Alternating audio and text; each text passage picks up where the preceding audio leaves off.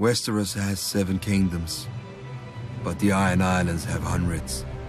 Every ship on the waves is a kingdom, and every captain on his deck is a king.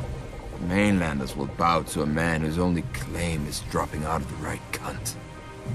But the Ironborn spend their lives at sea. We know that if a captain is weak, his men drown. If he's foolish, his men drown.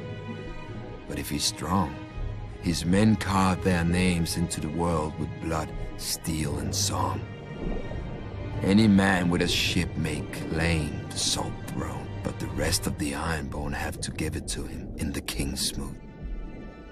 Our priest claimed the first king of the Iron Islands was the Grey King, who ruled over the sea itself in the dawn of days. He took a mermaid to wife and stole fire from the storm god, and carved the first ship from a demon tree that fed on human flesh. When he died, his 100 sons slaughtered each other until only 16 remained. Since none could overpower the rest in battle, they came together and chose the strongest to be their king. And so began the tradition of the Kingsmoot. A good story for children who don't know that grey is what men become after their strength has fled, or that brothers do not easily submit. Over the centuries, the Kingsmoot has raised the greatest of the Ironborn.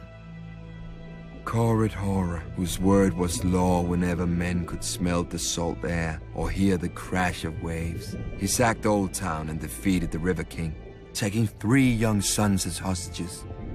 When their father's tribute was late, thoArough cut out their hearts with his own hand. When the father marched for vengeance, thoArough smashed his army and gave this River King to the drowned god. thoArough, born to a king who had a fleet he didn't sail and swords he didn't blood.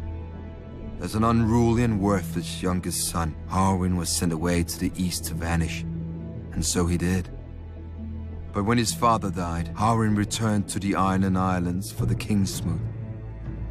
An elder brother objected, so an elder brother fell off a horse, and at the Kingsmoot no man objected. thoArough launched his father's ships for Westeros and took 10 times the Iron Islands from its weak lords, who never expected to face an Ironborn king as skilled on land as at sea. For thoArough had reaved with Eastern pirates and served with Eastern sellswords and learned more of war than the Ironborn could imagine.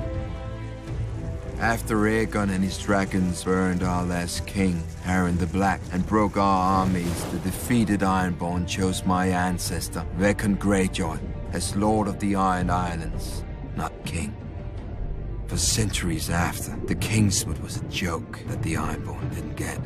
When a Lord Greyjoy died, the captains would meet and choose his eldest son to succeed him. Of course, they argued over it just long enough to show they weren't now like the very mainlanders they despised. Once more, we have a true king, my own brother Balon, who had the balls to seize the driftwood crown, but not the brains to hold it. He is the first king the Iron Islands have had in centuries, and the fool would be the last. The Kingsmoot once chose him over me. They will not have that choice next time.